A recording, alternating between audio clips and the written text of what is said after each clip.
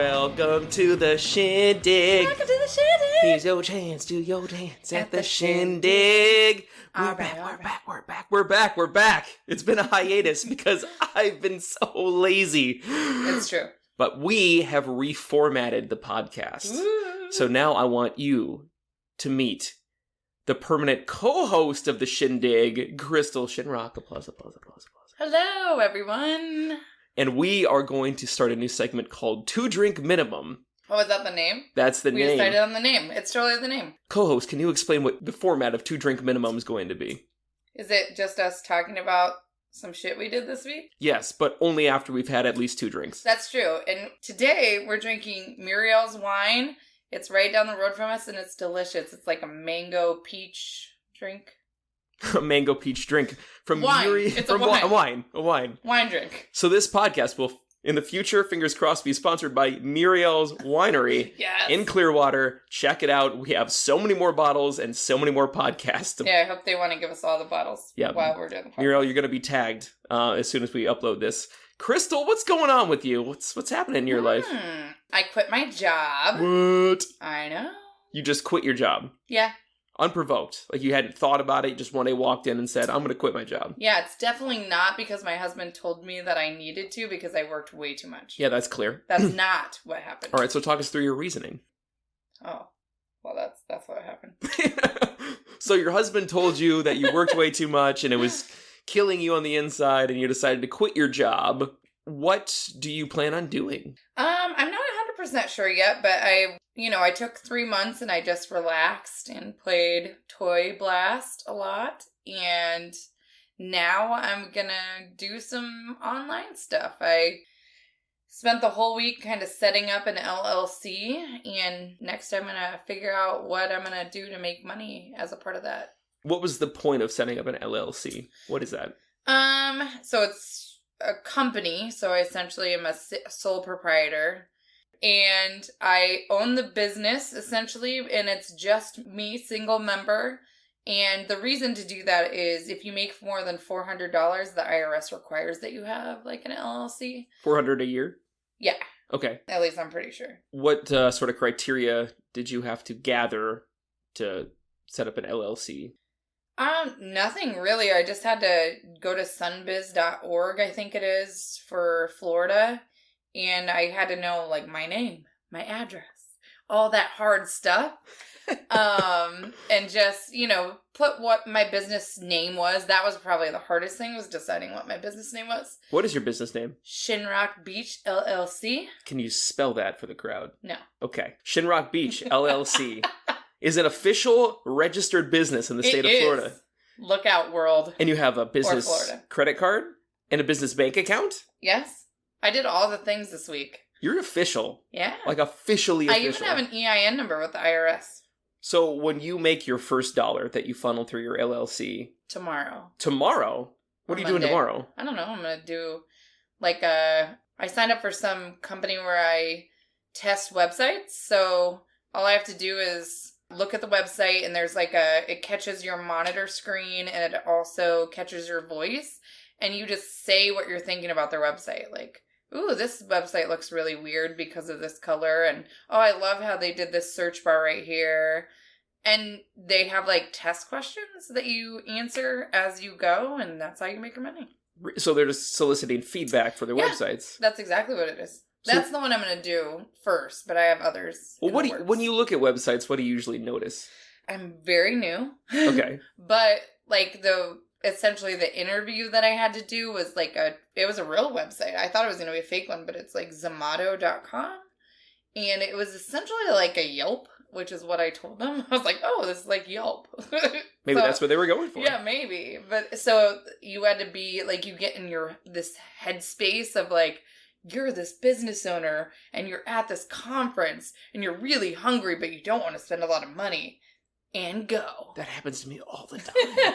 Right. I'm always super hungry and I don't want to spend a lot of money. So on that one, essentially the feedback I told him is you're supposed to be in Oakland, California, and we're obviously in Clearwater, Florida. Mm-hmm. And I could not for the life of me figure out how to switch the city. And I was like, so that's really not easy to do on this website. Oh. Because you had to do GPS.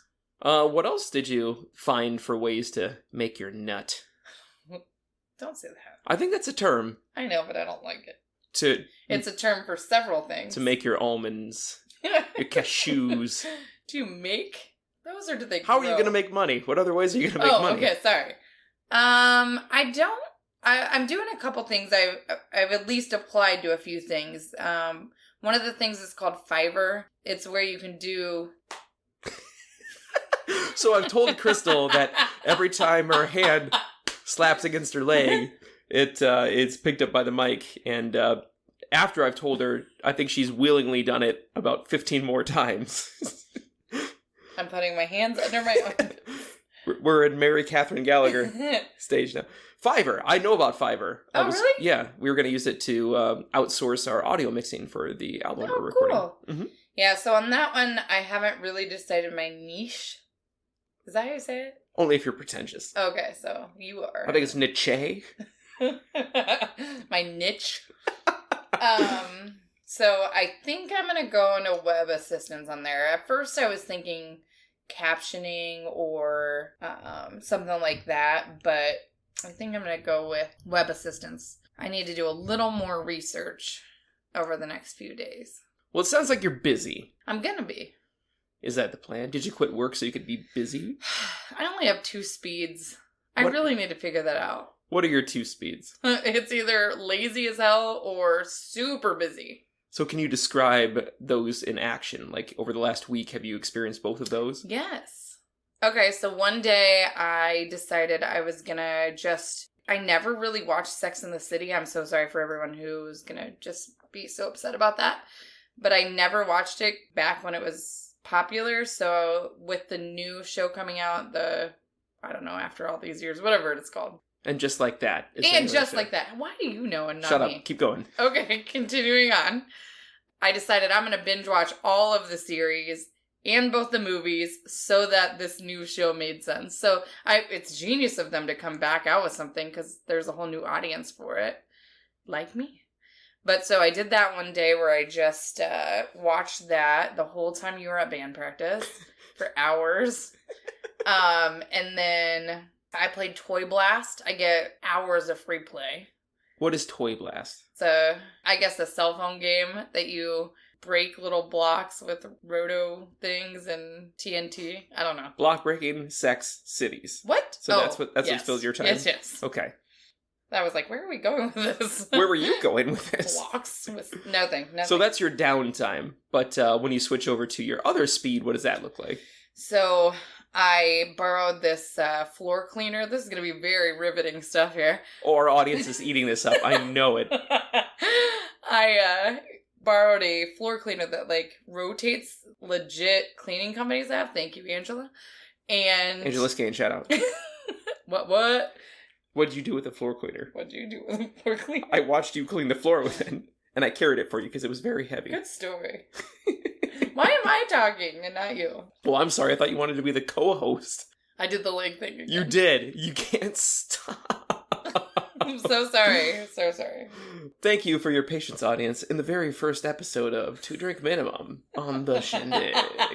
We need a theme song for the Shindigg. Okay. There is one that I start and close the episode with. Shout out to This Year's Heroes, a band from Cedar Falls, Iowa. They are terrific. Woo! 20 years ago, whenever they recorded that song. You said are, but were. It's probably more. They are and were terrific. Whatever is left of them. The best. So, because you're going to make money now with your LLC, yes, I'm pretty sure that your first initiative is going to be buying your husband some more music gear. That seems to be your top priority So we right were now. talking about why I get really obsessive. So what I did that day was that really soon? Like, you're the transition queen. That's right. That's right. That's a very misleading statement. I'm sorry about that. So what I did the other day was I cleaned for 15 hours of just moving this thing around the floor every room in the house, moving all the furniture, kicking the animals out, all the things. And I couldn't stop. So much so that I didn't even stop when it was bedtime.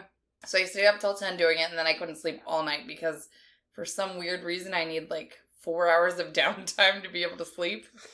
So weird. Like most people. Do all people? No.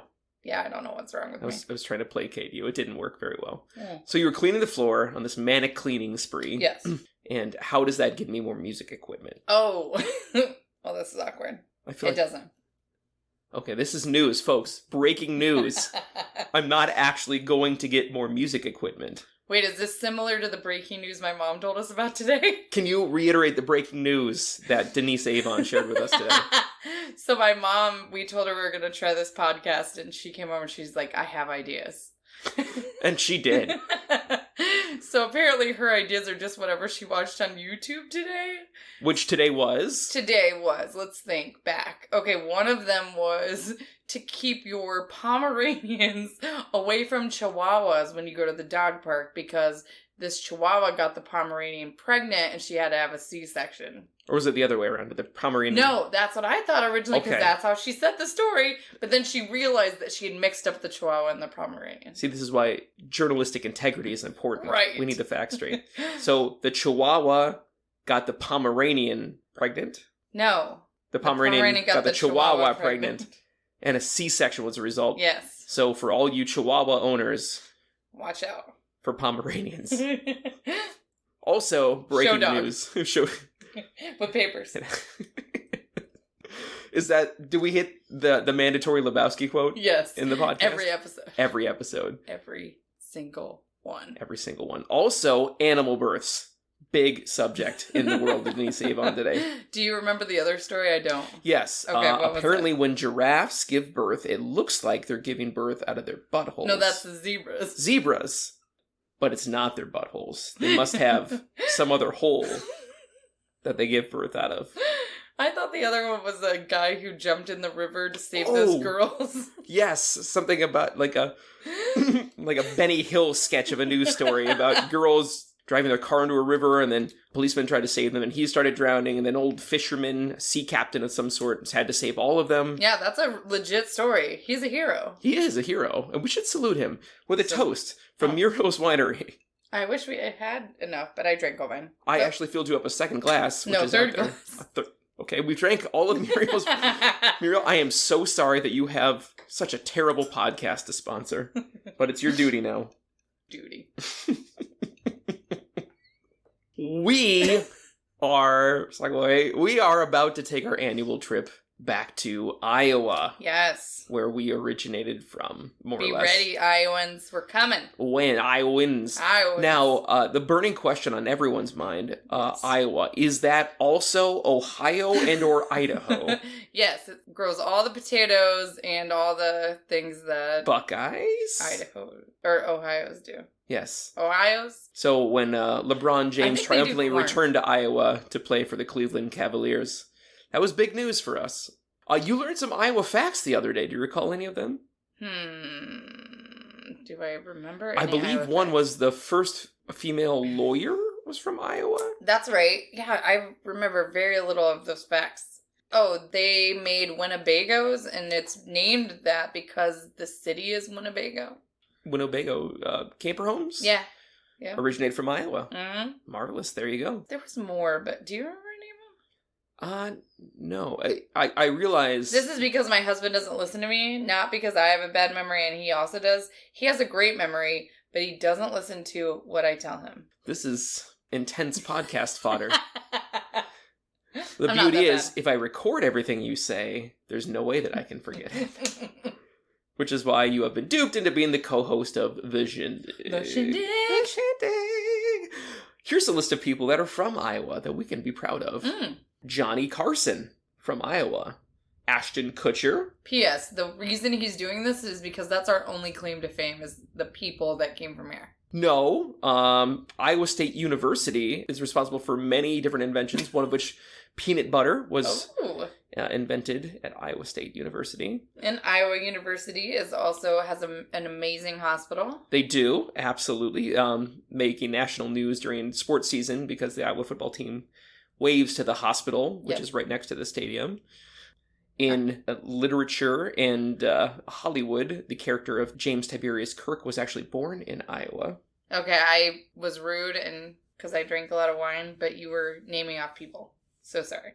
Let's get that on the record. Crystal, our co-host, hates people, especially people from Iowa. We'll see you soon, everybody we know. It's going to be so exciting. Where are we staying when we go back to Iowa? We're staying with my father and your mother. Okay, that sounded weird. Okay, so elaborate. We're staying in Des Moines with my father, and then we're going to Marion, which is near Cedar Rapids, to stay with your mother. Thank you for clarifying. That would have been a lot of questions I had to answer had either of them listened to this podcast episode. Which they won't. No, they won't. The State Fair is going to be around. I love the fair. Tell us about the Iowa State Fair. The Iowa State Fair is the best fair that there ever was or ever will be, so you should all go to Iowa and go to the Iowa State Fair. What do you do at the Iowa State Fair? You eat cookies. So they have the best chocolate chip cookies. They're super soft and gooey in the middle, which is what I prefer. They also have a butter cow every year, which literally is a cow carved out of butter. Is it full-sized? Yes, like legit full cow. I have a picture. I'll post it on the internet somewhere. Riveting. Keep going. I don't know if this is riveting. What do you do at the Iowa State Fair? I have never been able to figure this out, so I didn't attend the Iowa State Fair a lot, but when I did go, I didn't see the appeal. So sell me on it. Part of it's going to eat the food. So if you want a deep fried Twinkie or a deep fried Snickers, that's your place. There's pork chop on a stick, which is amazing. There's a huge turkey leg like you only get at fairs or Renaissance festivals. Or Renaissance fairs. Is it fair or festival? It could be both. Oh, okay. Festival cool. and a fair. Cool. You walk around a lot. You sit on benches and watch other people that are also at the fair, like millions of people. There's always big concerts. This year, I think Nelly's going to be there. Kane Brown, Alanis Morissette. Oh, she is coming to the State Fair. What else? You drink. Like in the evenings, that's the fun part, is going to the Bud Tent, which is the big place to be.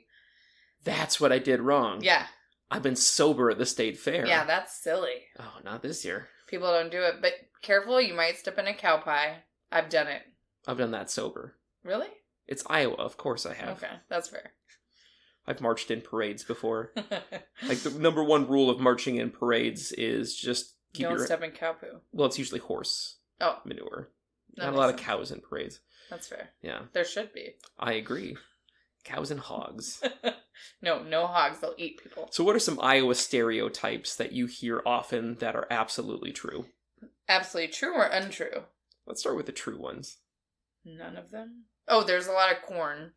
I do hear a lot when people quiz me about Iowa, once they figure out that it's not Iowa or Ohio. It's not Iowa. Meta. Ohio or Idaho. There's so many vowels. Is like, oh, did you live in a cornfield? And I have to say, no, of course I didn't. I lived next to many cornfields. We did live next to a cornfield. We absolutely did. Ugh. Yeah. The biggest one I always heard that was untrue was that we didn't have running water or we had outhouses. I do want it on the record. Iowa does have modern plumbing in almost all of it. Mm-hmm. Yeah, my great-grandma legitimately still had an outhouse, though. Like, that makes me feel a little worse knowing that. That's what I mean about stereotypes that sometimes are true. Well, this has been the inaugural episode of Two Drink Minimum, Woo! a segment of the Shindigg, with your co-hosts Benjamin and Crystal Shinrock. Crystal Shinrock. Sponsored in part by Miro's Winery. Or will be someday. Will be someday, because we're going to keep drinking it. We bought a very large number of bottles last time we went. Yes. Yes, and we intend to get through them all, and then record whatever we're saying, which sometimes is boring and about Iowa. So sorry. And is sometimes about other things, which we're going to find out. Very specific. Yes. I would want to listen more if I was everyone else. I guarantee you that one person might listen more, but most of them won't. But Crystal, thank you for coming on the show today. Thank you for having me. We'll see you next time. Goodbye.